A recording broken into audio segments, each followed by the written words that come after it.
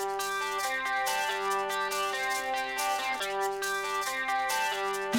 evening and welcome to another edition of Florida Sportsman Action Spotter Podcast. I'm Captain Rick Riles. Listen, this is where we go around the state every week and check in with the 12 preeminent fishermen to find out what's been going on this week. Where's the bait moving? My goodness, the Mahi, we thought they'd never show up, and all of a sudden it seems like they're everywhere. Sailfish on the West Coast. That's just been a weird deal. I still don't understand that. Blackfin tuna fishing's been spectacular. I'm not real happy with the sea trout, but the redfish have been very, very good and are already settling into a summer pattern. Hey, it's been a busy week, so let's not delay. Let's get rolling. The Florida Sportsman Action Spotter Podcast is brought to you each and every week by Yamaha. Reliability starts here. By Tournament Master Chum, the best chum on earth. By Nosara Paradise Fishing, your dream vacation. And by Young Boats. You want the finest in flats bay and offshore hybrid boats? You want to visit youngboats.com. We're going to start our trip tonight with a fantasy trip, a trip that we all dream about taking. I made it for the first time last year. It won't be the last time. We're going to go to Costa Rica and check in with our contact down there, Craig Sutton from Nosara Paradise Fishing. Craig, are you with us? Yes, sir, Captain Ricky. How are you, buddy? I'm good. And you? I'm doing fine, Craig. I'm just, gosh, you know, it feels like things are getting better, and it feels like the country's opening back up, and everything's starting to come back to normal, but now I got the itch so bad for it to be over with. I can't hardly stand it. Any word from the Costa Rican government? When are we going back fishing in Costa Rica? Well, you know, myself and all my guys in Costa Rica and girls are looking forward to going back to it. We got, you know, the captains are still laying block and pouring cement every day. They definitely want to get off that cement and get on a boat, have some fun. But, you know, it looks like Costa Rica is going to open up before America does. They're talking about letting the international flights start coming in the 15th of June, but America's not saying until the 20th. So I don't know. I think that's what I'm thinking, somewhere thereabouts. So if you fly down there on the 14th, you can come back on the 21st, right? Yeah. So we'll see. We'll see. Now, you and I were talking earlier this week about your captains put the Wanderer, I believe, back in the water, and they kind of took the long way to get to the slip. Is that right? Yeah, well, it was the Explorer. You know, we have a spare motor. We pulled the spare motor off and put the old motor back on. We rebuilt the whole motor. And they went out and tested it. It was, gosh, Ricky, I think it was Wednesday afternoon. They fished for a little over 2 hours, about 2 hours and 10 minutes. They caught 30-plus yellowfin tuna. Woo! With a couple of them in the 30-pound range. The fish are on the website. The one that Alex is holding, it might not be 30, but it's sure enough 28. It's nice fish. And yeah, they put it back on the trailer and pulled it back out of the water. And, you know, down there, all that shutting down, that stuff's forbidden. And they actually, you know, been checking the beaches and the bays and stuff, making sure everybody's social distancing.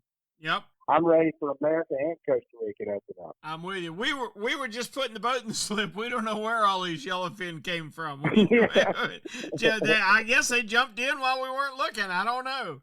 I can't find fault with them because we got 26 employees down there, and a lot of them, you know, that their family works for other places, so they're feeling the effect of it. They're lucky we kept them employed, but they got some fresh yellowfin to take home and eat. It's not going to go to waste. Whew. I'll bet you they'll appreciate their jobs and what they get to take home and eat for a while. Guarantee they will. As always, we appreciate it. Now, for somebody that wants to take the dream vacation, and I cannot recommend it highly enough, how should they get a hold of you? Call me at 904-591-2161 and get me or email me at Craig@fishingthestar.com. Thank you, Cap. We appreciate it. Thank you, Ricky. Captain Craig Sutton from Nosara Paradise Fishing. All right, we're going to pull into Northeast Florida, my hometown of Jacksonville, and check in with a guy that knows more about inshore fishing in Jacksonville, Florida than anybody I know, Captain David Voorhees. David, are you with us? I'm here, Ricky. How are you doing, buddy? I tell you what, I don't think, David, in my 67 years that I've had a bad Memorial Day. It's always been a special day to me. I had a special trip this Memorial weekend. I had a young special needs child and asked him today, did he know why we celebrated Memorial Day? And let me tell you, that little 9-year-old knew exactly what we did. His parents did a great job of raising him. And I tell you what, it made me feel great that here was a 9-year-old boy and he knew exactly what Memorial Day stood for. Good. It's got to be passed on, David. I tell you, my dad was in the invasion of Berlin. My mom was a field nurse chasing Rommel across Africa. My older brother was a fire base commander on the Ho Chi Minh Trail, and my nephew was a tank commander in Desert Storm. She might have patched my dad up. My dad was shot at Anzio. He served in the 3rd Infantry under General Patton, served on all 4 of the European fronts, starting in North Africa, sent him over to North Africa, patched him up, and sent him back to finish fighting in France and Germany. How about that? Maybe it's a good thing they didn't get to know each other better. We'd make strange brothers, David. I don't know. Well, I tell you what, those were a special group of people back then, and some people say we don't see those type of people today, but you know what? They're not looking hard enough. We do have those people here. We are Americans, and I tell you what, we're strong and we're proud. And I think if something like that happened today, I think we'd find plenty of Americans to stand up and fight. I know Rick and David would. Absolutely. You know it, buddy. Yeah, I tell you, I have always felt a ton of respect for all those guys. Always prayed that I would do it if I had been called on, and always felt a little guilty about spending my whole life as a goof-off fisherman while they went and saw what the real world is all about. I'm sort of in the same boat with you, Ricky. Yep. All right, well, let's talk fishing, David. Tell me how it was inshore this week. It's been a fantastic week. It's actually been a really good week. I got to fish all up and down the coast, down into St. Augustine, all the way on up into Sisters Creek, and saw plenty of good fish. The redfish bite is always strong in Northeast Florida and continues to stay strong. Saw some decent flounder this week. I'm glad to see the flounder are starting to bite again and actually getting some decent keepers, On my boat, we only keep anything 15 inches and better, and we're trying to get the state to go with those same guidelines, 15 inches and 5 fish limit. Saw some decent trout finally. I've been worried about the trout and been trying to talk to several trout guys, and we tend to think the salinity of the water is really high right now, and we need some of this fresh water to get these shrimp to start hatching and start flushing out. And a lot of the guys feel like that's what's going to trigger the trout bite is when these shrimp start coming out of these creeks and start getting flushed out. Well, we're finally getting that rain. We're finally getting the fresh water. So maybe in the next few weeks, we'll start seeing a much better trout bite along the intercoastal and closer to the ocean. I hope so, David. I went back in Hannah Mills today at daylight, and even though it was windy, which is usually the kiss of death for what I love to do, which is spotting backing fish and trying to get a fly to them, I was not successful, but I did see a half a dozen different backing fish. So it started, and I did see a lot of grass shrimp or little hardback shrimp jumping along the bank. So things are getting right in the backcountry. I think so, Rick. I think so. And a lot of people don't pay attention to salinity. And it's something I've been preaching to a lot of guys and look for that salinity. A lot of these fish we fish for are brackish water fish. They like that mixture of fresh water and salt water.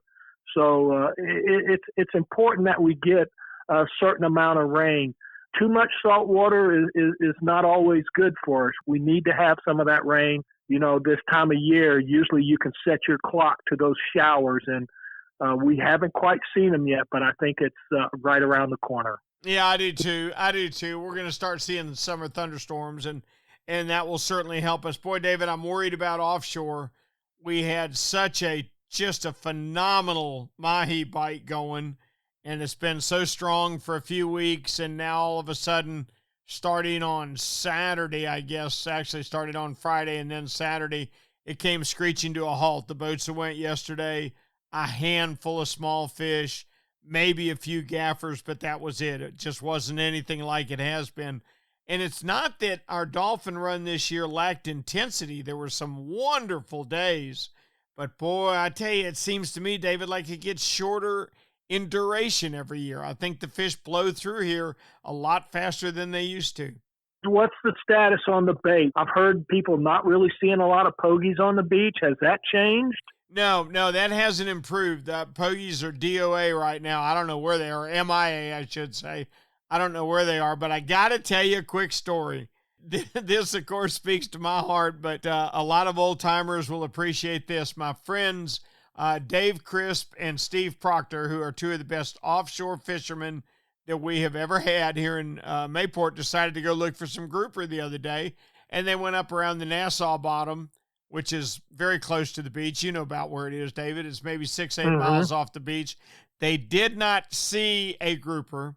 They caught lots of red snapper, but what tickled me to death was Steve said they saw a minimum of 20 sailfish on top of the water. You got to be kidding me. No, and that just doesn't happen. He said they were free jumping, they were chasing bait, they were all around the boat. And your phone didn't ring, did it? Boy. It wouldn't have helped me. I was down in Stewart, but I tell you what, that has been seen here before. It has been seen close to the beach. It's been a long time since it's been seen like that. I promise you. I know one boat I'll tow back up here in a hurry if that continues to happen. Boy, that sounds fantastic. I'd love to see that. I'd give anything to see that. It's just fabulous. I feel so fortunate to have done it. Well, David, that's great. Your charter business is back rolling again. Now, how do you like your tides for the next week? You know me, Rick, I love fishing these full moons and these new moons. We've passed the new moon, so we're coming up on some slower tides. This morning's bite was just a little bit slower. I could tell things had slowed down a little bit compared to the last few days closer to that new moon. So I don't know. We'll see how it goes, Rick. I mean, I'm always optimistic. I want to work extra hard to find fish for my clients. I think we'll have a good week. But I love those new moons, and I love those full moons. Gotcha. Okay, David. We appreciate it. We'll talk with you next week, okay? All right, Rick. Tight lines, buddy. Happy Memorial Day, my brother. Thank you. Same to you. Let's drive down 95 a little bit and pull over in the Titusville area and check with our buddy Jim Ross. Jim, are you with us? I'm with you, Rick. How's everything in the East Central region? Well, today it's a little drizzly and rainy, but, we need it, and it's going to do a couple of things for us. One, it's going to get the creeks flowing again, so the snook and the tarpon will start lining up in those little creek mouths, and some of the places in the northern part of the region, you'll also get some redfish to line up in there. It's probably going to push the trout a little bit deeper, but I really want to talk about the offshore bite right now.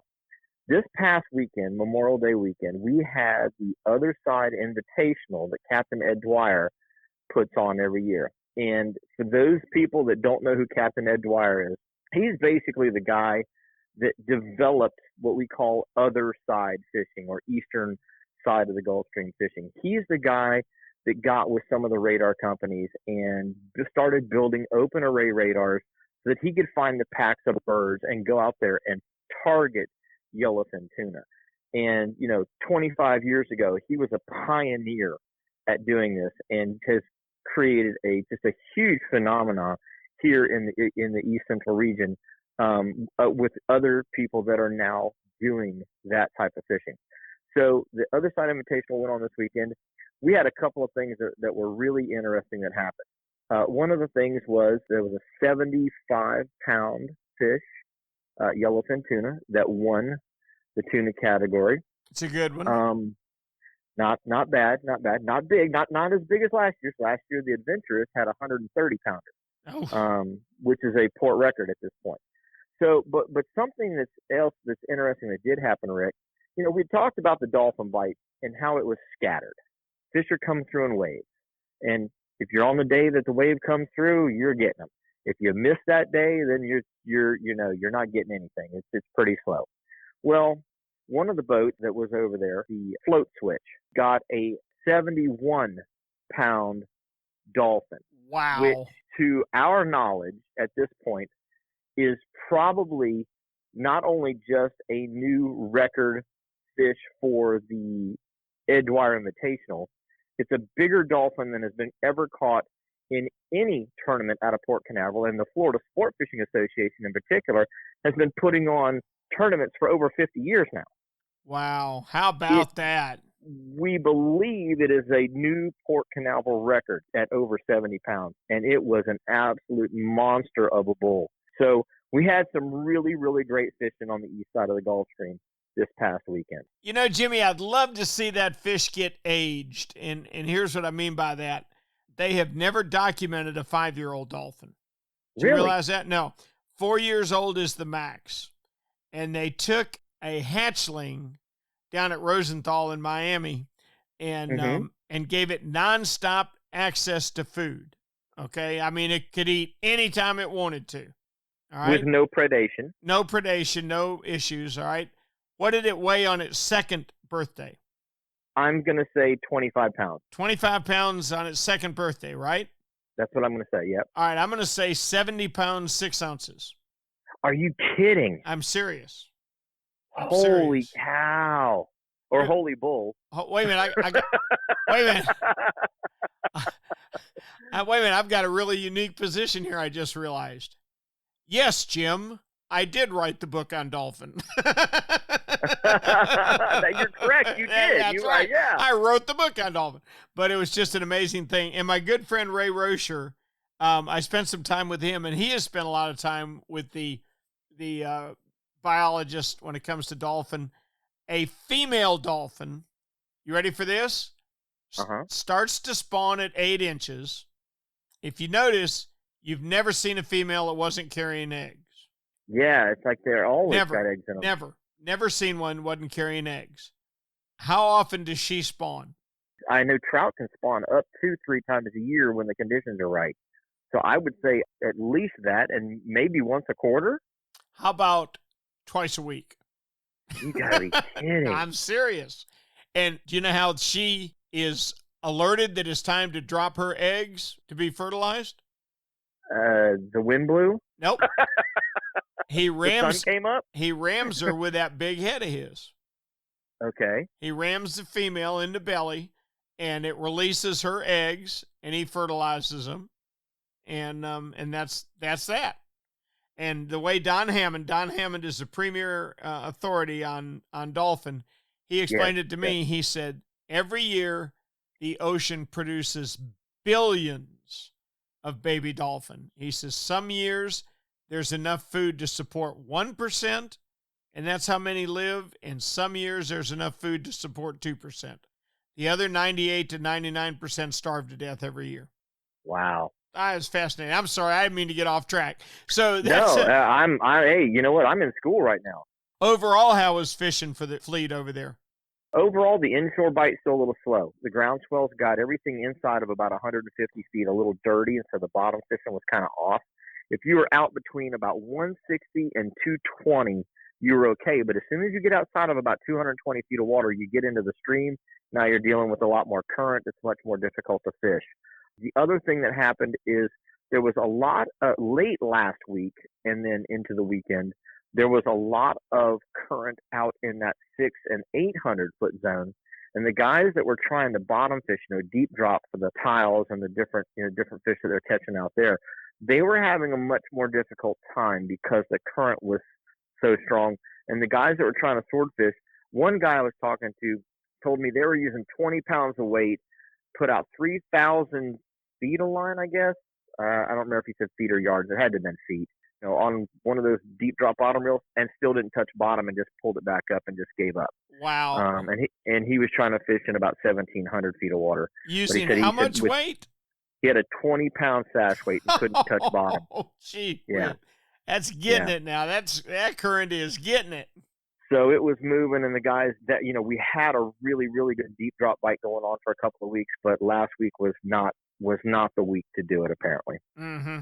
How about inshore? I haven't really talked to anybody who's been on the beach. That ground swell kind of made everything muddy. We had a little bit of wind on top of it. So we had a northeast swell and a southeast 2-foot wind chop. And, guys like myself that are running bay boats, that's not anything that I want to even be anywhere remotely close to, because that just doesn't sound like any fun at all. I stayed in the lagoons, and the lagoons were fair. I can tell you that we typically, first thing in the morning, we love our topwater bite. And this week, every single one of the trips that I had, the fish needed glasses, a second cup of coffee. They needed something because their scopes were off. They were not hitting the target. They were trying for it. They were swinging at it, but very few connections. We actually, one day, we threw topwater for about 30 minutes. We missed 12 bites in a 150-yard drift. And I was like, guys, these are big quality female trout that are getting ready to spawn. These are perfect fish for you to take a picture of and release. And I'm not giving up on them. Let's go back around. And we swung back around. We threw some saltwater assassin 4-inch sea shads on a 1/8 ounce jig head, just enough to get it down, and just slowly reeled. I said, don't jerk it, don't twitch it, just straight reel it, because the fish are just not, they're just not hitting the target today. And that second drift through, we whacked them pretty good. How about that? It's one of those things where, sometimes you think, well, I'm going to impart some action into my lure, and that's going to make it, that's going to make those fish, it's going to trigger them. It's going to make them want to strike. And on Thursday and Friday, that was not the case at all. It was what I call a tarpon retrieve. It was cast it out, don't twitch it, just straight reel it back in at a fairly slow speed, just to keep it about midway in the water column. We were fishing approximately 2 to 2.5 feet of water, so just let it get down there 1.5 feet and just straight reel it, and then the fish were responding to it. Even finger mullet. I had another captain friend of mine. I saw him sitting up on one of the points that I like to sit on. And I called him and I said, hey, are you getting them? And he goes, they couldn't catch a finger mullet today to save their life.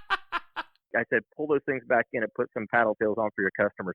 He called me back about 15 minutes later and he goes, we're on number 6. He goes, thank you. Well, I tell you what, that is great advice, and something that I would never think of. If they couldn't get a finger mullet, to heck with them would be my attitude. But that is absolutely priceless advice, Jimmy. And as always, we appreciate it. Now, how do you like your tides coming up this week? Is it going to be a strong week for you, you think? I'm hoping to be out on the beach this week because we've gotten past the this last moon. We should have more tarpon on our beach. I understand there's still thousands of them in the Keys waiting on that Palolo worm hatch. That's going to happen, but we should still have pods of fish running the beach, and I want to get out there and get on those pods. Tarpon fishing this time of the year in the early part of the season is generally red hot because they haven't had as much pressure. They've been cruising pretty fast up the coast, and they really haven't settled into any one place to learn what to do and what not to do, as in bite baits with hooks in them. And so they're generally very receptive to when you put something in front of them, they're going to go ahead and mow it down and chew on it. And I really want to get out there and get on those fish this week. So that's what I'm looking forward to. And I just hope that we get a little bit of a relief in the groundswell, which I think we're going to later on this week, so that we can get out there and do that. Good deal. Good deal. Jimmy, as always, we appreciate it. Can we talk with you next week? Give me a call. I'm up for it. I look forward to it. Thanks, Jim. Let's move on down south a little bit, down to where I've been doing some fishing lately, and I think it's been the hottest area of the state. John Earhart, how are you? Not bad. Buddy, I tell you, tell me what's going on in Stewart, because, sounds like it's been good. The offshore fishing this week has really picked up. A lot of guys are catching gaffer mahis, anywhere from 60 to 180 feet of water. If you're trolling dead baits, fishing live baits, even just throwing chunks out around weed lines, chances are you're catching mahi, and plenty of them. There's a lot of small spoolies around. There's some decent gaffers. I've even seen a couple pictures of fish up 45 pounds being caught locally right out front of the St. Lucie Inlet. And again, that's anywhere from 60 to 180 feet of water. Wherever there's a good condition and some weed line, it seems like those mahi are kind of traveling through, and they're hanging out pretty good right in front of our St. Lucie Inlet right now. Well, you tell them just to stay where they are for 48 hours. Just stay there, and I'll be right down there to say hello. Well, I think they're going to stick around for you. It looks like we got some good conditions coming up. It's not going to be too rough, so it'll be easy to get out there. If you catch a bunch of mahi and you're bored of doing that, the bottom fishing's been pretty spectacular lately, too. A lot of mutton snappers, a lot of big mangroves being caught, some vermilions, lane snappers, obviously, even a few yellowtails, and plenty of kingfish mixed in as well. What's going on inshore? Inshore fishing this week, it remains pretty steady. A lot of snook being caught. we're getting to the tail end of where you can keep snook. So if you want to get out and catch a keeper before season ends, now's the time to do it. Fishing around docks, mangrove shorelines, around the bridges, fishing live pilchards, flare hawks, top waters early morning around seawalls. Those are all going to produce plenty of snook bites. There's also been some tarpon showing up a little further upriver. We're catching those on artificial, small mullet, even some pilchards. You just got to watch the salinity of the water, because with all this rain, it's going to change the salinity up there. So if you go up there with a bait well full of pilchards and the water's too brackish, chances are those bait fish are going to die before you set them out to catch some tarpon. So just keep that in mind if you are going further upriver to fish for these tarpon this time of year.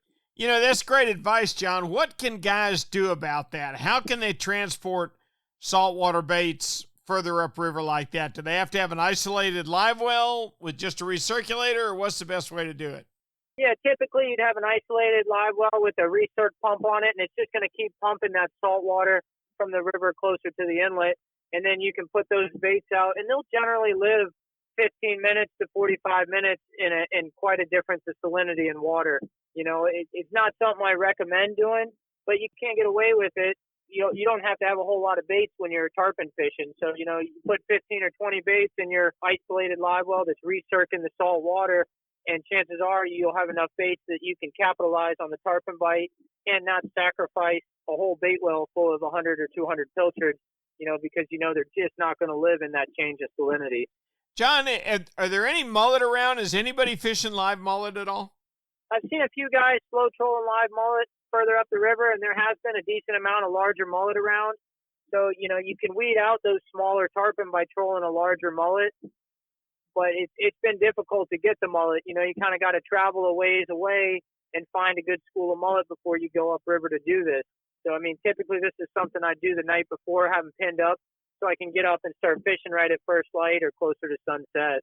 Perfect. That's an outstanding report. Hey, you had any more cubera encounters? I have not had any cubera encounters this week, but a couple other guys that are fishing locally around here, I've seen some cuberas caught.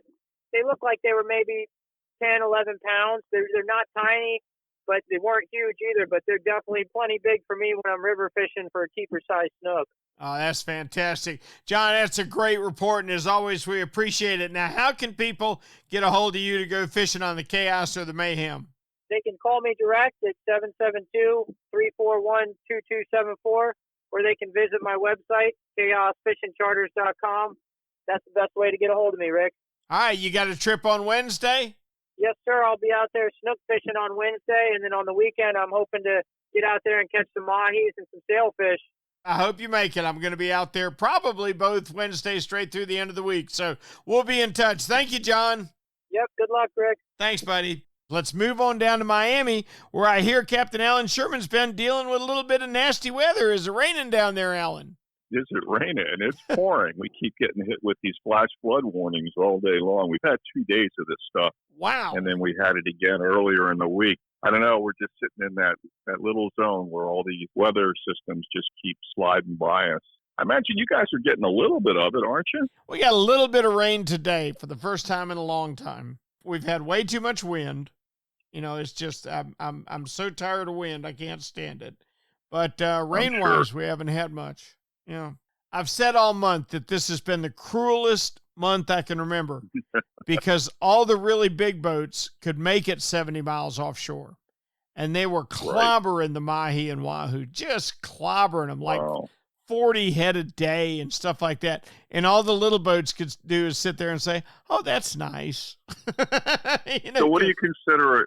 What do you consider a little boat compared to a big boat? Well, most of the 35s could not make it. It just wasn't worth it. Our two biggest charter boats, are both 60 feet, and they kind of fished right on through it. But any boat, I've got a 27, and for me, it wasn't even worth discussing. But awful lot of 30-footers had to stay at the dock all month, and that's just. And you're traveling a whole long ways to get out there. Right. If it was Alan, if it was 5 miles offshore, it'd be a no-brainer. Y'all put your rain suits on, let's go. But man, to make it 70 miles, that's another story altogether. But let's talk about Miami. I want to hear how the fishing is down there. All right, so we don't have to travel as far as you guys. 3 miles out, and we're deep enough for sure to catch all the species. And the species are out there. We've got dolphin around. We've got kingfish and blackfin tunas, and we got sailfish, and then there's some bottom fishing. But we are contending with the weather, and this weather system looks like it's going to go through the day and a little bit in tomorrow, and then hopefully we'll get a break midweek.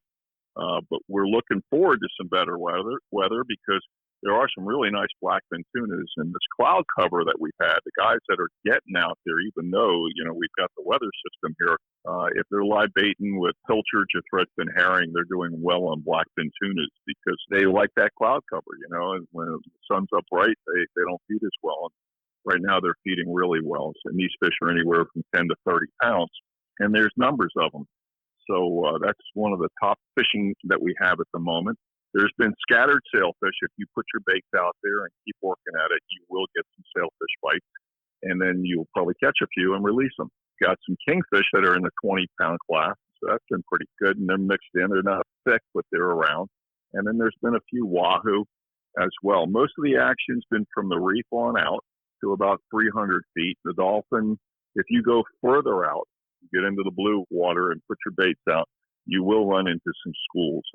They haven't been feeding all that well, so, you may have to live bait chum for a little bit to get them going. But once you get them going, you can easily catch your limit. They're anywhere in size from real small schoolies to some 10-pounders. We're not seeing any giants at the moment, but it's out there if you want to try for it. A little further in, especially on the bottom around the reefs and wrecks, there's been some pretty good mutton snappers caught up to about 15, 18 pounds, and some amberjacks, and of course some black groupers and gag groupers as well. Most of this action's happening around the artificial reefs or on the deeper ledges, and a live pinfish has been working really well on these fish, just right off the bottom. We haven't had a lot of success on the inside. The water's been very brackish with all the fresh water, the rain that we've had being pumped out through the salinity dams. So it's, complicated some of that fishery. Now, the guys down south fishing for bonefish and permit are doing really well. When the weather cooperates, when the wind's up, it's really hard to get to where they are and to fish them. And then when you got this cloud cover, it's really hard to see them. So when you get the conditions, there's quite a few permit eating crabs and a number of bonefish. And then if you get lucky, you might get that slam, that grand slam with the tarpon mixed in, because there have been a few tarpon on the beaches on the ocean side. At night, the snook fishing's been really good in the ocean inlets. And you guys are getting them on live pinfish, big live shrimp, 1-ounce bucktail jigs, bounced off the bottom. And that fishery's been pretty good. Last week I was talking about the largemouth bass fishing in the Glade. And I did get out there once this week for the heavy rain, and the water levels have really come up. That was midweek. Now it's probably too high to even attempt it. The fish are probably out on the flats. But we did have like 100 largemouth up to about 3 pounds. Wow. Pickerel mixed in. Yeah, so, the fishing was good, but you could see that it was only going to be a couple more rainstorms, and the fish were going to be able to work their way up onto the flats, and then that would be it, because once they get out there, it's really hard to get to them. The water's not deep enough for, most boats. Maybe if you had an airboat, but take advantage when it happens. Every year when we get into these droughts, the fishing for those fish, it's off the charts, and it's a lot of fun. Golly. Flamingo had been really good. I haven't been down there. I know the rains, they complicate things as well there. But I did see a couple of pictures of some snook that were caught out of flamingo, so that might be something the guys want to try come midweek when things calm down here. And that's about what we've got going on here, Rick. That's an outstanding report, Alan, and good advice on fishing the glades. If you want to fish the glades, fish it when the water level is low. Alan, you made an excellent point about a cloudy sky. I'm a firm believer, if you're fishing for a fish that has a big eye and it's positioned high on his head, like a tuna or a swordfish, you need low light conditions. I totally agree, and I think everybody out there that targets this fish would agree as well. All right, that's a great report. I want you to get the sailfish hopping down there for my buddy Ray Rocher and the rest of those guys that depend on them. I know they'll be glad to see them show up. We appreciate the heck out of it. I'm glad you're back fishing, and we look forward to talking with you next week. All right, man. Have a great one. Stay dry. Thanks Take so care. much, Alan. Bye-bye. Here we go, down to where the living is easy, and I understand the world is about to open back up down in Alamorada at Bud and Mary's for Captain Nick Stanczyk. Nick, are you with us? How you doing, Rick? I'm doing great, buddy. I saw where June 1st, the gates to the Keys open wide. Is that true? That's what they're saying. The pearly gates open back up to fishing down here. Woo, man, I tell you what, that'll be good. I know there's people dying to come fish with you guys. Have you fished this week at all? Yeah, I did. I've been running a few trips for some locals. You know, the non-residents can't get in, but I swordfished twice. We got one swordfish each trip, and we lost one each trip as well. But nothing big. The big's about 80 pounds. Then we had a few other fish. We caught some blackfin tunas on the hump jigging. We caught one snowy grouper one day deep dropping, a barrel fish, and some roast fish. So some good eating fish out there. Nick, I want you to teach me about pumpkin swords. Is it a subspecies? Is it a diet thing? Everybody raves about when they fillet that sword and it's almost the color of a pumpkin. What does that mean? Yeah, from all the research I've done, everyone I've talked to, really just based on their diet, what they eat. And I used to think that it was the iodine, but I guess it wasn't. It was like the carotene in it, like carotenoid. And, you know, the little plankton gets that and everything that eats them, like they say the shrimp, those royal red shrimps, they turn bright red. Whenever the swordfish eat stuff like that, it changes their meat color. So sometimes like a light orange, but sometimes they'll be as orange as a pumpkin, like you said, and just a little richer in flavor, more buttery. Some people love it. I can't tell a huge difference, but my wife can, and most of my friends can when we cook it up and put it side by side. So definitely gets everyone excited when you clean one. It's got some orange to it. I guess down there, as deep as they are, that would almost have to be royal red shrimp that they're eating all the time, wouldn't it?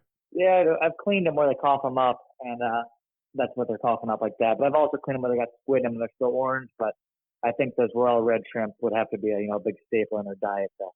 Anything going on inshore down there? I know my brother fished 2 days ago. He fished a trip with some locals. He had a great tarpon bite. They caught 5 big tarpon. After about 100 pounds, fishing the bridges with mullet. So he had a really good tarpon day.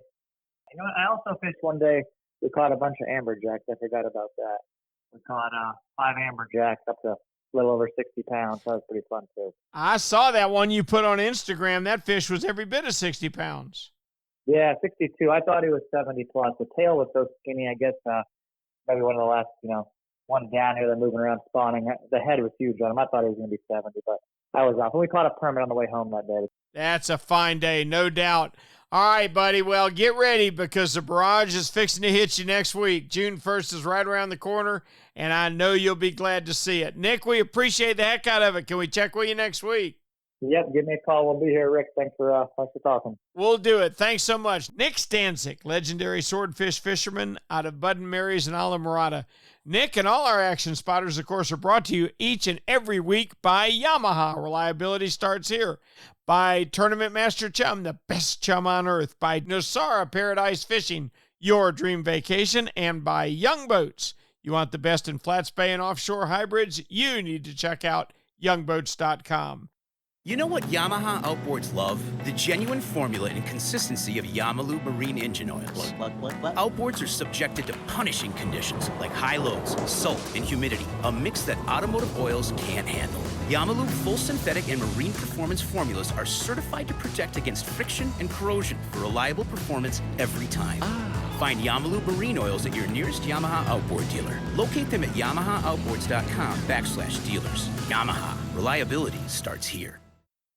Hey, Raj, being consistent is a mark of a quality product. If you've been Florida's #1 chum for over 10 years, there's got to be a reason. For 10 years, Tournament Master Chum has lived up to its name. That's why more tournament pros insist on Tournament Master than any other chum. It's the only chum with menhaden milk mixed right in. That means it gets the scent out faster and deeper than any other brand of chum. It comes in a grind size for every species from kingfish to catching bait. Your fishing time is way too precious to you second-rate chum. Bring the action to you by insisting on Tournament Master Chum. It's worth every penny.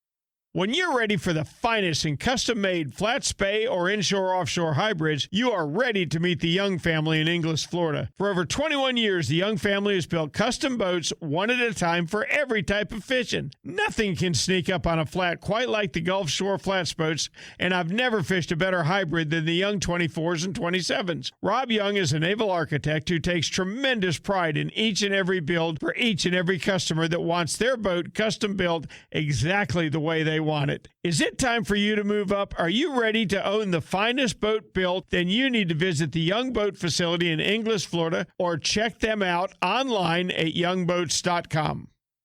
Now let's come on around the West Coast a little bit and see if we can find Steve Dahl hidden somewhere in those 10,000 islands. Steve, are you with us?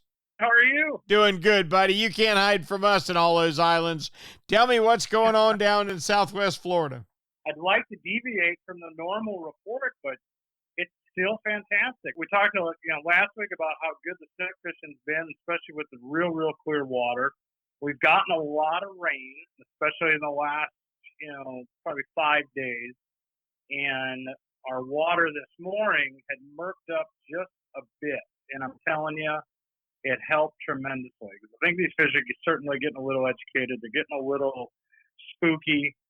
They were very willing to take all artificials today. So if you're an artificial guy or just don't like messing with bait, now's the time, because we're going to get a bit of runoff from all the many countless creeks throughout our region that feed the 10,000 islands. So if you look on a chart, the northern part of the region, you'll find all these little tributaries and tiny little feeder creeks. And if you can, and we have great tides this week, higher tides, so you're going to be able to push back there really well during the daytime. What's happening now is we're starting to see the redfish and the snook kind of bunching up together, which is great. The trout are kind of, obviously a colder water fish for us, but you can still catch some on some of the deeper edges of the passes and the flats. But I'm tired of catching 100-pound tarpon. Oh. And my favorite thing to do is to catch juvenile tarpon. Right. And it's time. Once the rains start in our region, what happens is all these creeks start filling up and they start flowing with some regularity on a daily basis. So what's happening is you're starting to get some pronounced currents in places that we generally don't have a lot of current. What's happening is it's just kind of, the feed bag's on. We've got snook in the mix, some bigger snook, which is fantastic. The water clarity's getting a little, I wouldn't call it turbid by any stretch of the imagination, but it's getting back to that true Everglades 10,000 island iced tea color. So that darker water is really helping. And the bite has been good for the snook and then the juvenile tarpon. And I'm telling you, they're readily taking topwater baits in the morning or on these overcast days like we've had. And it's both fish. We kind of had this pattern where, fishing the outside islands on the beaches for the snook and then saying, hey, you know what? Let's go check the creeks and see if they're blowing. And then boom, the snook are still there as well, along with the tarpon. And sometimes you get a bonus redfish too. But we've got some guys on board that really want to throw artificials. Now's the time to do that in these warmer water periods. So the backcountry is doing really good. So we're pretty excited about that.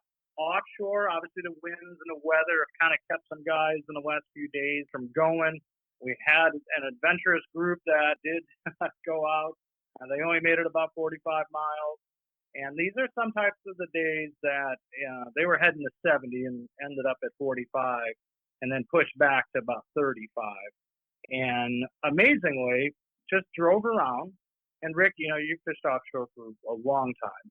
You can attest to how many probably spots you have found just by putting in the time and watching your bottom machine. Oh, my goodness, yes. These are what I like to call the spots on spots. I like to, on days like that, my game plan has kind of been scratched a little bit or I'm with friends. I like to explore. To me, the hunt, and finding new water is really the fun of it. And these guys, were in that. So they realized that the weather was not going to cooperate. They pushed back, they hunted around and found some private stuff that wasn't on any chart 35 miles out, and they ended up just smashing red and gag group.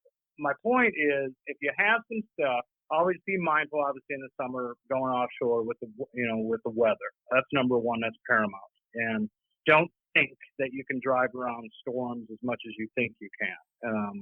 In our region, you got a lot longer runs than other places throughout Florida, so you got to be really mindful of the weather report. But don't be afraid to stop short on some stuff that you've done well in the past. And I've found some gems over the years. So, and they're going to be lightly fished, and you'll probably have them all to yourself for a while. Yeah, Steve, I got to tell you, I've got a few spots. One thing that I've learned when I'm moving from one spot to another spot, I turn my autopilot off.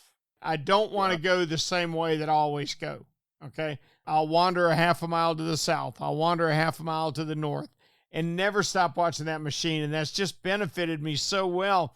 But almost as important in that, Steve, is some of the spots that you find that aren't published, and maybe you're one of the first few boats to ever find it, and I try to never pound it. If I file that spot away, if I pull up to it, we catch a big gag grouper, we catch a nice snapper, okay, fine, let's go hunt around some more. And that way I can go back to that spot if I'm in trouble on a bad day a month later, and I can catch a couple of more fish. If I anchor up on it and catch every fish I can catch off of it, then I don't have the ability to return to it a month later. Does that make sense? No, it 100% does. And I think you and I have talked at length about, establishing, it doesn't matter if you do this professionally or you do it recreationally, but establishing a game plan just about any time you go fishing. Have a plan. And I like to call my plan the milk run. Mm-hmm. And here's my A, B, C, D, and E and F spot. Especially, I think that it really does help. You and I are in the business, we have to manage fish. But, recreation guys too, save that stuff because it takes a little bit of time for that stuff to replenish. Fish get educated and enjoy it. To me, the fun is finding some of these spots. I see something light up on the bottom machine and I'm giddy. Yeah, I know exactly what you mean. Cap, that's a great report and we appreciate it so much. Please tell me we can talk with you next week. Oh, in a heartbeat. I can't wait for it. And how can guys get a hold of you if they want to go fishing with Steve Dahl? Yeah, you could just give a call on the cell phone, 239-401-7155, or you can go ahead and email me, steve@stevedall.com. You got it. Thanks, Cap. All right, be well. Appreciate it. You too. Our thanks to Steve Dahl, who said that things have gotten better since the water got a little bit dirtier down in 10,000 ounce. Now, you don't hear that report very often, but it does make sense. Clear water can be the kiss of death for an artificial bite. Let's move on around Southwest Florida a little bit more and check in with our main man, Greg Stamper from Snook Stamp Charters, and find out how it is there. Greg, are you with us? I'm with you. I can hear you just fine. Good deal. I hear you too. This is long distance. I can hear you all the way down in Southwest Florida. How about that? I talk loud when I'm not in the water. Right. I know what you mean. Tell me how fishing's been for you, Greg. All right. So, last week we talked a little bit about needing rain and needing some salinity to change. And we had a little touch of it here and there in our neck of the woods. We didn't get as much rain as we'd like, but it's starting to continue to develop into that summertime pattern, which for us is very important because when the salinity gets a little too high in those back bays, it can make things a little bit difficult, especially when that water is really clean. If they can see you, then you can see them. That's going to be a problem. So it was a little bit tough, but it's starting to dirty up a little bit, and we're getting better and better. Today alone, we went out and did some fishing, and we probably saw 15 or 20 redfish. We caught quite a few of them, which is nice. But it's not where it will be in about another week and a half after these rains start really dumping. So here again, dirtier water makes the redfish bite better, huh? Yeah, I do not like to be in an area where I can see everything perfectly. I think in that situation, you can see them, they can see you, and they know that something's not right. There shouldn't be some big obstacle coming down the shoreline or looking at them where they think they're going to be eating their food. On the other side of that, too, that will also, the dirty water and the amount of rain we're going to get is going to definitely help out the bait situation. We have a lot of really tiny bait right now. You can watch those pelicans dive and you see them squeeze that stuff out under the water. You know that bait's really small. But in another week or two, all that nutrients and stuff that's coming out of all these rivers and creeks is going to feed those things. They're going to get a lot bigger, and the fishing is going to be a lot better. So that's kind of the backcountry thing. Near shore, the tarpon fishing and the permit bite has been good, but they're in pockets. You've really got to go around here and look around. I mean, I went out and did 2 tarpon trips this week. One day we blanked, which that's never good, but we did. We didn't even really see much going on. And then the second time we went out there, we found the pack, and they were hungry, and we went 2 for 3. So that was a good day.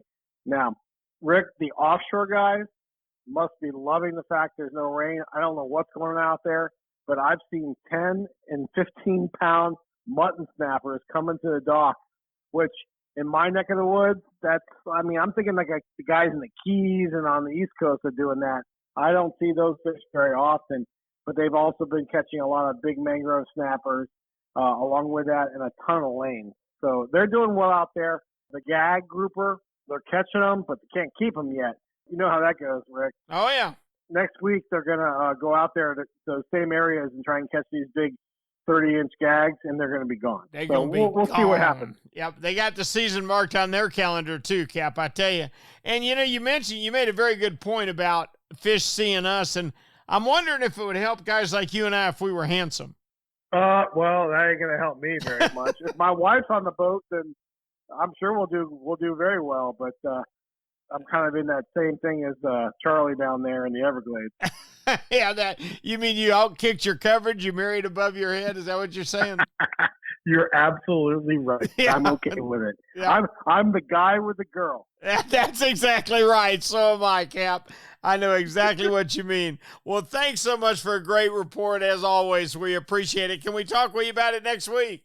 Yeah, absolutely. I think it'll be a great week this week. We got great tides, and all this rain's really going to help out as long as we stay away from the lightning. Thank you, Greg. Tie line. Now let's go up 75 a little ways and check out Captain Ray Markham in the West Central District and find out what's happening in his neck of the woods. Ray, are you with us?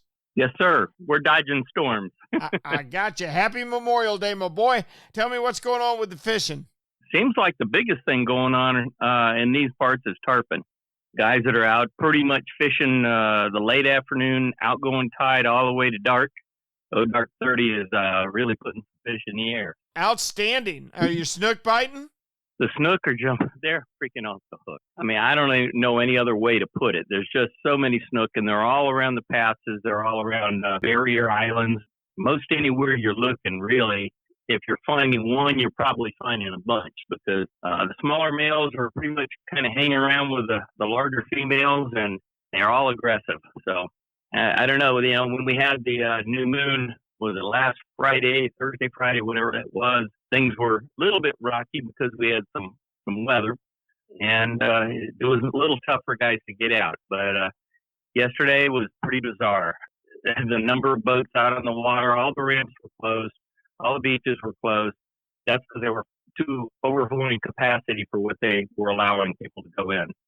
So if you can imagine trying to find a place on the water where there wasn't a boat, that might be the place that you might find some fish. Yeah. I'm hearing some real good reports from the north end of our region, south of Homosassa, Chesapeake up there. They're catching some grouper inside of 20 to 25 feet of water.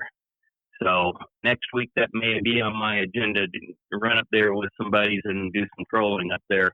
Take some big lip mirror lures and man's lures and whatnot and rappalas and drag them up there and see what we can do. Oh, that's cool. That's a fun way to fish, man. I'm telling you, I love that kind of fishing. All right, I want you to make sure you let us know how you do, but can you keep grouper in your area now? June 1st. June 1st, right. Okay, so the first week of June, you'll be up there. Unfortunately, the grouper also have that marked on their calendar, and they will be gone. Yeah, well, I'm going to spot them a one-day reprieve. I'm not going to target them until the 2nd. So I would imagine there'd be a whole bunch of people out there on the 1st for sure, only because it's opening season, opening day. But yeah, it's still going to be a little busy, but I'm thinking the areas up there are a lot rockier and a little bit more difficult to maneuver. So I'm going up with some locals up there that pretty much know the area, and I'm going to let them screw up their lower units. You got it. All right, Cap, we appreciate it as always. I'm going to let you get back to your dinner, and we'll talk with you next week. All right, man. Thank you, Ray. Take care. Our thanks to Ray Markham, where he says the tarpon are chewing in west central Florida. Thank goodness for that. That's keeping the boys going, and snook are everywhere. He says he hears a lot of good reports from Homosassa about grouper. I know who can tell us about that. Captain William Toney, are you with us? I'm right here downtown Homosassa, blowing out the dickens out of the east. You got any groupers down there? We've got a couple. You know, you can get them usually in a sandwich or sometimes at the fish house. But, you know, if you like them real fresh, you can catch them anywhere from 6 to 60 feet right here in the Big Bend. Well, how about chasing them out of there before Markham gets up there next week? He doesn't need to learn anything about that. No, that's you know, and talk about learning stuff here on the Big Bend.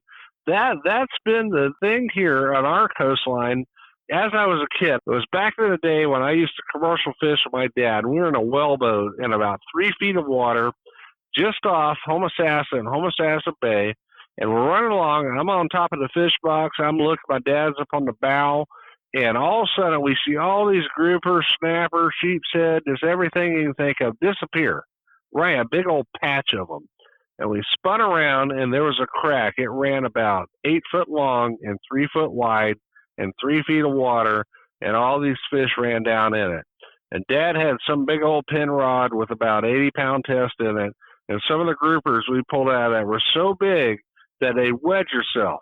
I mean, just wedge it right. You could see them there, and they gig them and pull them out of there. And I was just a kid. And I remember that for a long time ago, before GPS, before Loran, and we were too greedy to put a marking buoy on it. But it did take about, I'd say, 18 years before we ever found that crack again. How about that? Was it still full of fish? It had been found before us a lot too. So apparently so. Yep. So over the years, you know, finding all these grouper little digs all over the Big Bend, and some of the folks that had that side scan sonar, and you know, the anglers are finding, you know, they already have good honey holes, but using that side scan, they're finding these little ledges and little things just off of it that actually produce a little better. Now, being that the gag grouper's got to be 24 inches coming up here on June 1st, those inshore spots will get picked out very quickly, just like lobster in the Keys. You know, the easy spots are going to get hit pretty hard. Now, there are still plenty of fish out there. Live pinfish, live chumming are what they're doing in shallow water. Of course, you can get over and they always eat a spear. But, you know, it starts at June 1st, and generally it's okay in the beginning, but as we wane through summer, you got to wait till late September, October for it to cool back down and then heat up really quick again. I see. Well, that sounds like it's going to be an outstanding opening for you. What are you hearing from inshore? Inshore, trout bite still very good. Fishing that 4 to 6 foot depth inshore, popping corks with a dark colored jig, watermelon red flake, with a 1/8 ounce jig head. Now, if it's calm, we're still getting them on the DOA 5.5 inch jerk baits up on the Rocky Points and in the passes. But for the good bite, where you're getting sea bass, bluefish, Spanish mackerel, and all the action is out and about 8 to 12 foot. One of the things one of my mentors, Captain Marvin Williams, used to tell me, I'd run out to marker number 2 off of Homosassa. And he said, run out there till you can look over your shoulder and the marker number 2 looks like a matchstick. And then stop right there and start jigging down there deep. 1/8 ounce jig or 1/4 ounce jig head. And I start with everybody a different color, sometimes glow or a new penny or watermelon red flake, throwing it out there, fishing it real slow near the bottom on a bottom bounce, getting trout, getting sea bass, bluefish, Spanish mackerel, a lot of action out there in that deeper water over broken bottom. That's cool. That is super outstanding.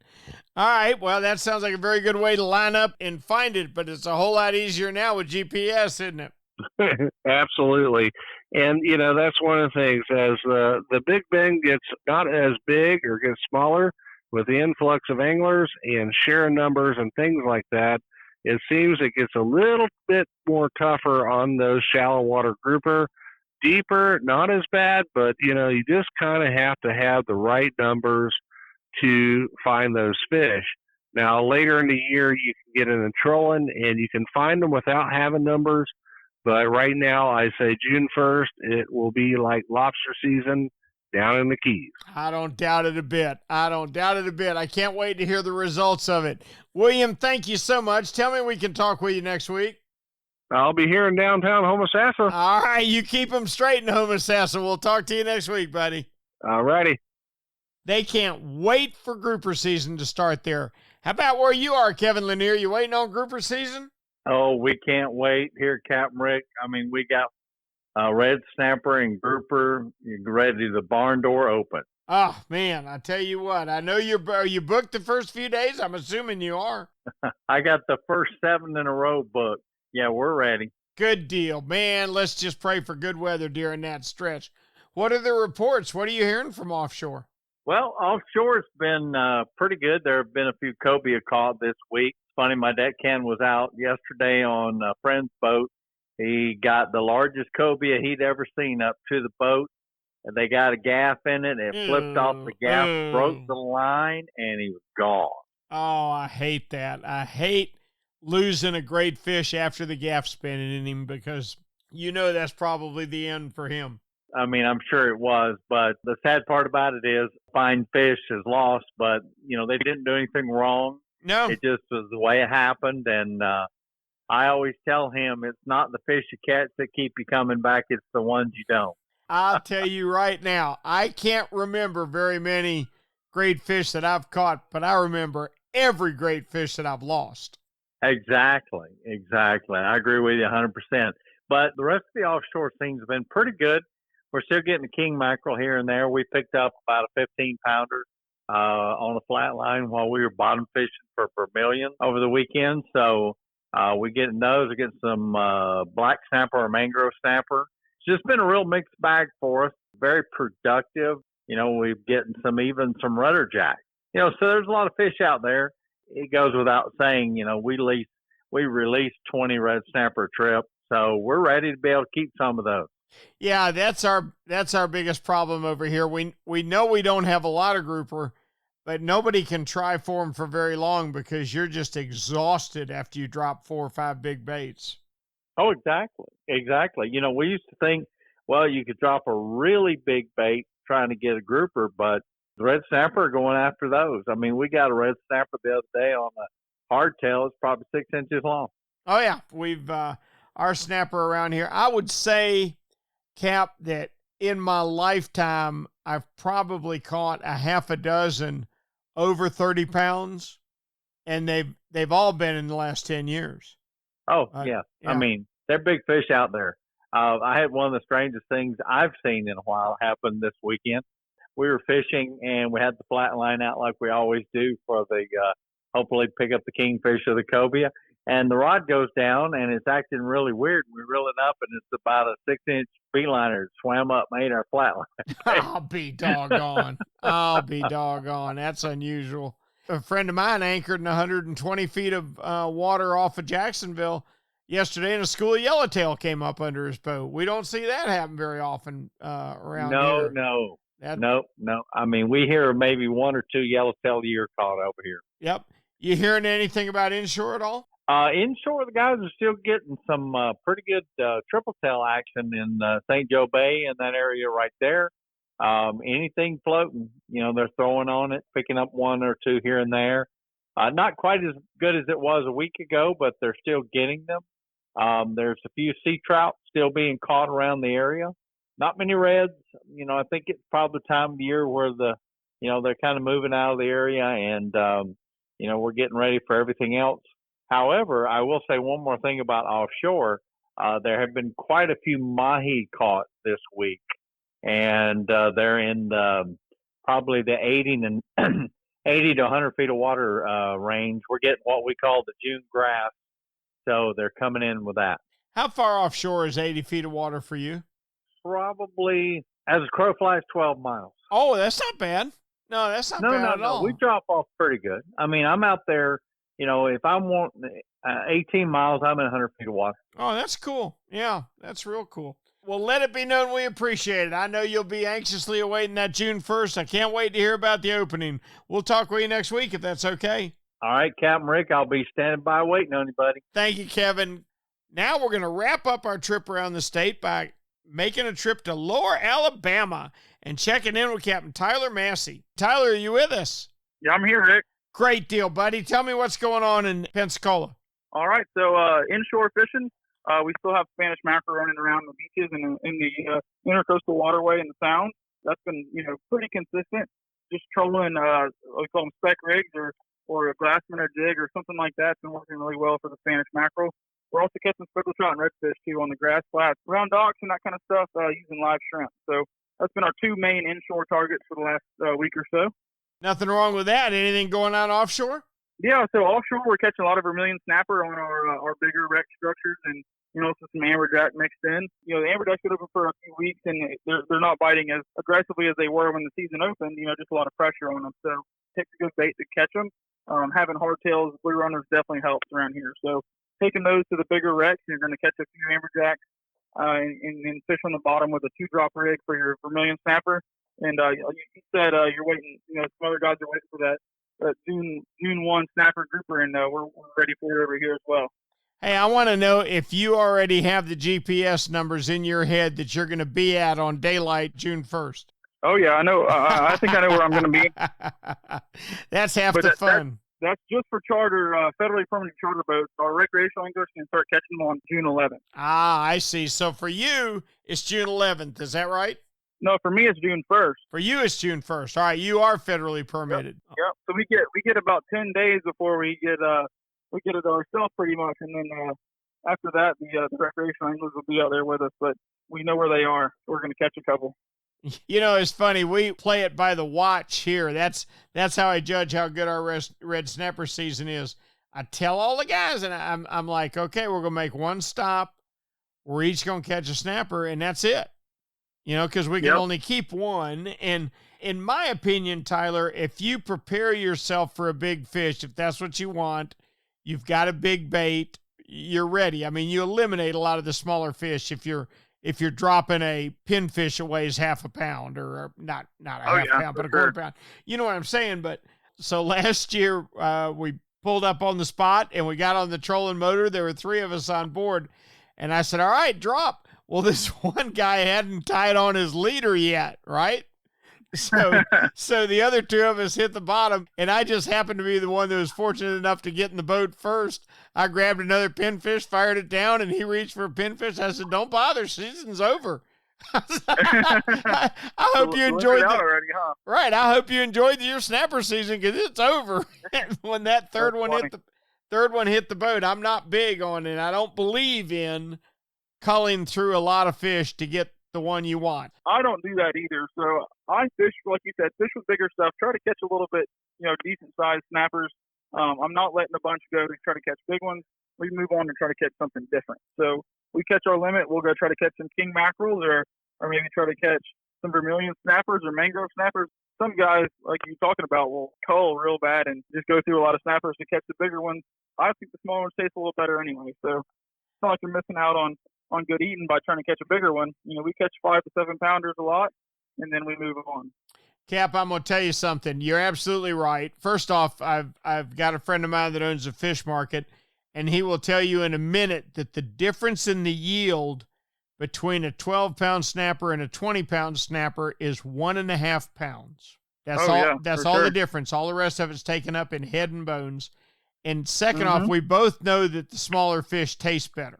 And I think a 20-incher is by far better eating. I'm of the opinion that if we put in a 20 to 24-inch slot, and that's all you could keep, that we could fish 1 fish per day the rest of our lives, and we'd never touch a population. Oh, yeah. I mean, I agree. More days for us is in the charter business is definitely an advantage. The number of fish doesn't matter. If it's 1 per person or 2 per boat or whatever, it's always better to have the more days than more fish per day for us. Well, the recreational guys are the same way. They want to go fishing. For sure. I'm telling you that if we just kept one fish per person, 20 to 24 inches. There'd be no reason to throw any back because you could get your 20 to 24. You'd make one drop. You'd get them. You'd be done. You go do something else. We'd protect the brood stock, and that population could live forever. And I think we can, with the states, if they take more control over our fishery, but instead of the federal government, we can probably work on something like that. We found I do a lot of fisheries meetings, go to the FWC meetings, National Marine Fisheries meetings, and we kind of fight for what we want over here in the Panhandle, and in working with the FWC, it seems like it's a little easier to get stuff done and get stuff on the table. So. I don't think that is a question for the future of our fishery. No doubt the FWC has been easier for us to work with than the South Atlantic and the Gulf Council has. Captain Tyler, we appreciate it as always, buddy. We'll talk with you next week. All right, sounds good. I'll be here. Good luck with the opening. All right, that wraps up our trip around the state tonight. I tell you what, it's been a great week. A little stormier weather than we'd like. That low pressure system, hopefully it's going to fall apart and our good weather is going to return. On the East Coast, the Mahi fishing has been very good, but it seems to be fading just a bit. There's sailfish around there. Sailfish just off of Jacksonville. Plenty of them off of Stewart all the way down into Miami, where Captain Alan Sherman said their dolphin numbers are still pretty good. Oh, I feel so good for my buddy Nick Stanzik down at Bud and Mary's. June 1st is right around the corner. The Keys will reopen, and they will be back in business. I know they're ready for it. I tell you, come around the corner there to the 10,000 Islands, and those boys are happy about off-colored water. They like water that's a little more tannic. That way the fish can't see them as well, and that is great news for Steve Dahl and Greg Stamper down in that area. Coming up to the West Coast, Ray Markham says he never wants to see another 100-pound tarpon, that they have been all over everywhere, and the snook are biting very well. Boy, it's not hard to figure out that William Toney and Kevin Lanier are ready for that grouper season to open, and the red snapper as well. That's right around the corner in the Northwest. Out in the Panhandle, same deal, boy. Federally permitted vessels will be hitting it hard come June 1st. I tell you what, we're going to put this Corona stuff behind us. Fishing's going to move forward. A lot more people involved than I'm used to seeing. I hope they hang in there with the rest of us and learn just how wonderful and just how precious Florida's fisheries are. Hey, look, we hope you enjoyed the podcast tonight. If you did, do us a favor and subscribe. Tell us what you liked. Tell us what you didn't like. Hey, let me tell you something. It's going to be a good week ahead. I like the way the weather looks. We're going to be back to talk about it next week with another edition of Florida Sportsman Action Spotter Podcast. Florida Sportsman Action Spotter Podcast is brought to you each and every week by Yamaha. Reliability starts here. By Tournament Master Chum, best chum on earth. By Nosara Paradise Fishing, your dream vacation. And by Young Boats. You want the best in flat spay and offshore hybrid boats? You want youngboats.com. I'm Captain Rick Riles, and I will see you on the rip.